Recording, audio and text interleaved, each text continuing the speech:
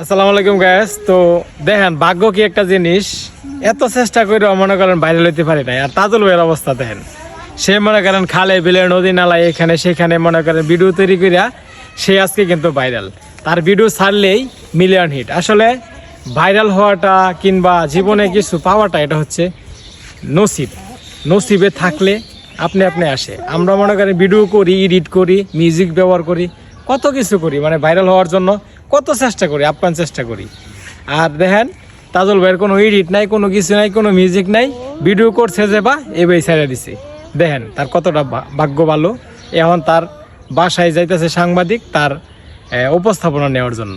আসলে এটা হচ্ছে নসিব। তো দোয়া করবেন সবাই, এভাবে যেন হঠাৎ করে ভাইরাল হয়ে যেতে পারি। অনেক ইচ্ছা বুঝছেন ভাইরাল হওয়ার জন্য। সবাই ভালো থাকবেন, সুস্থ থাকবেন, বেশি বেশি লাইক কমেন্ট শেয়ার করবেন আর দোয়া করবেন।